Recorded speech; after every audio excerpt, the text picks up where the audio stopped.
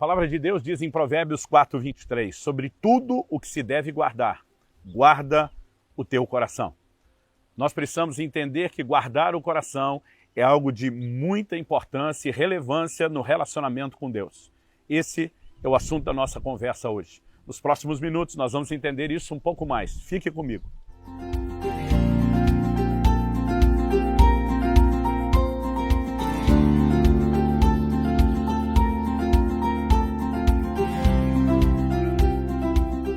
Hoje na cidade de Antonina, no Paraná, passando para trazer mais uma palavra ao seu coração. Estamos considerando a declaração de Provérbios 4:23, sobre tudo o que se deve guardar, guarda o teu coração.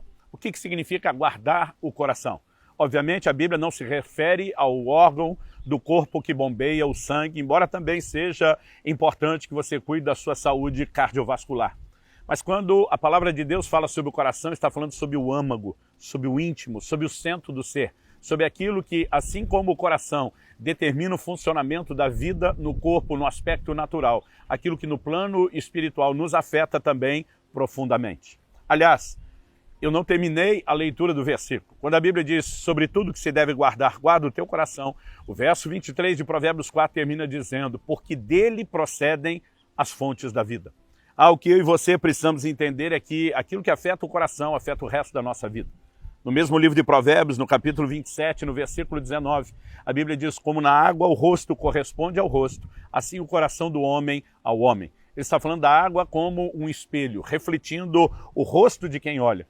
E a Bíblia está dizendo que assim como a pessoa que vê naquela água o reflexo exato de como é o seu rosto, o coração é o reflexo exato de quem nós somos. E nós precisamos compreender e entender na perspectiva bíblica que quando santificamos a primeira parte, ou a parte mais importante de algo, como diz Romanos capítulo 11:16, se a raiz é santa, os frutos também são.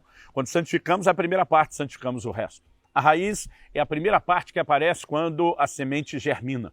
E ela não é só a primeira, ela é importante porque determina o curso do resto. Mas se oferecemos aquilo a Deus, oferecemos o resto. Qual a importância do coração e por que devemos guardá-lo? Bom, em primeiro lugar, quero destacar que a obra de Deus tem que acontecer em nosso coração. Em Ezequiel 36:26, Deus prometeu, dar-vos-ei um novo coração. Essa promessa vinha desde a antiga aliança e se cumpriria na nova.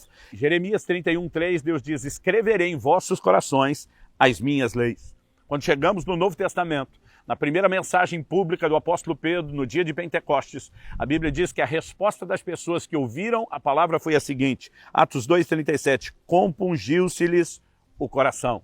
E depois se convertem. Nós temos a declaração de Paulo aos Efésios, no capítulo 3, no verso 17, habite Cristo em vossos corações. Então entendemos em primeiro lugar que a obra de Deus tem que acontecer em nosso coração. Por quê? É um lugar estratégico. Se ele for afetado, o resto também será.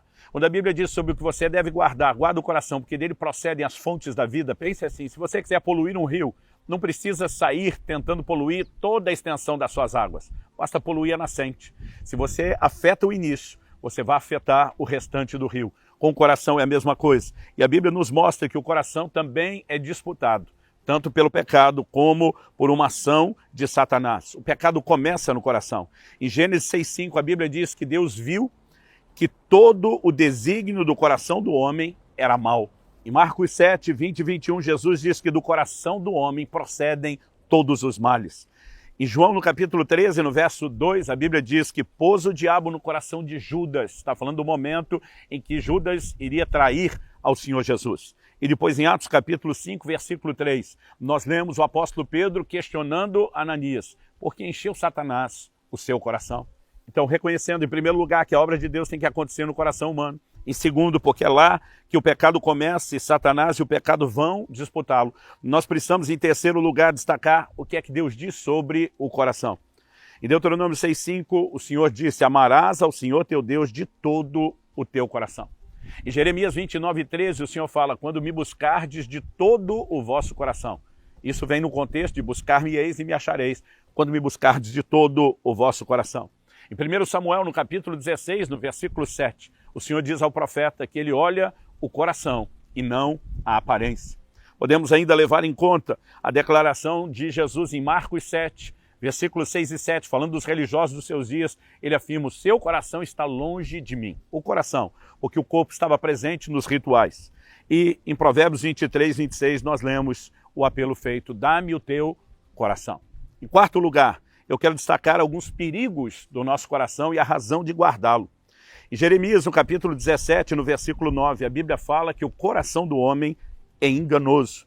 E nós precisamos perceber que muitas vezes o engano tenta se instalar no coração do homem. A Bíblia diz em Tiago 1,26 de pessoas cuja religião é vã. E delas, a Bíblia diz que eles estão enganando-se a si mesmos. E o engano acontece no íntimo do coração. Alguém dedicando-se à religiosidade, acreditando que está se oferecendo a Deus e necessariamente não está agradando o Senhor. Em Hebreus 3, dos versículos 12 até o 15, nós lemos: tenham cuidado, irmãos, para que nenhum de vocês tenha um coração mau e descrente, que o leve a se afastar do Deus vivo. Pelo contrário, animem uns aos outros todos os dias, durante o tempo que se chama hoje, a fim de que nenhum de vocês seja endurecido pelo engano do pecado. Porque temos nos tornado participantes de Cristo, se de fato guardarmos firme até o fim a confiança que desde o princípio tivemos. Como se diz, e aqui ele cita uma passagem bíblica registrada no Salmo 95, verso 7 e 8. Hoje, se ouvirem a sua voz, não endureçam o coração, como foi na rebelião. Devemos cuidar com um coração duro. Quais são as características de um coração duro? Em primeiro lugar, ele fala sobre não termos um coração mau e descrente. Outras traduções dizem um perverso coração de incredulidade. Um dos elementos da dureza do coração é a incredulidade. É a incapacidade de corresponder com Deus. É endurecer o coração para a voz de Deus. A mesma voz que tem o poder de nos inspirar não só a obediência, mas que primeiro desperta a fé. E isso é algo, a respeito do qual eu e você somos exortados a ter cuidado. Mas também a Bíblia fala sobre não ser endurecido pelo engano do pecado. É gente que peca e não reconhece isso, ou gente que mesmo reconhecendo que peca, acaba não se arrependendo. Em Deuteronômio, no capítulo 15, no versículo 7, Deus adverte o seu povo dizendo: não endureçam o seu coração, nem fechem as mãos ao seu compatriota pobre. Quando faltamos com misericórdia para com o necessitado, estamos manifestando um coração duro. Uma outra referência bíblica que demonstra esses aspectos ou desdobramentos de um coração duro pode ser visto em 1 Crônicas, no capítulo 15, no versículo 29.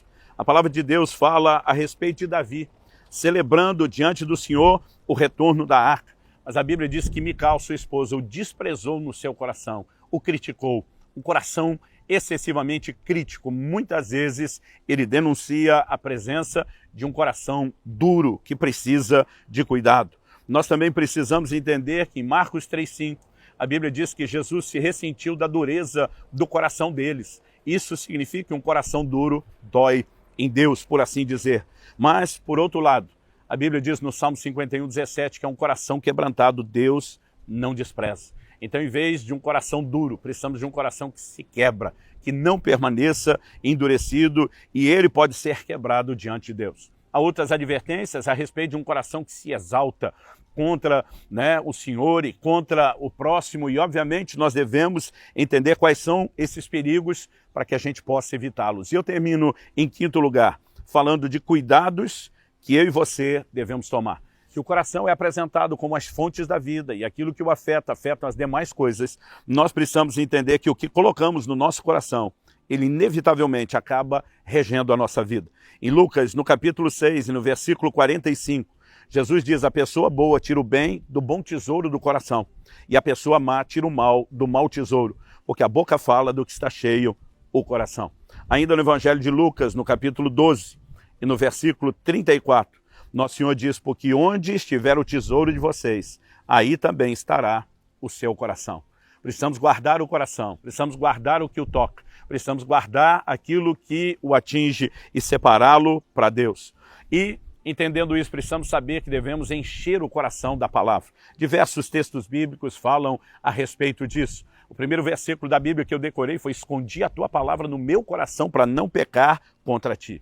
Esdras 7,10 também diz que ele dispôs o coração para Deus, para ensinar a lei, até para servirmos os outros, precisamos de um coração disposto.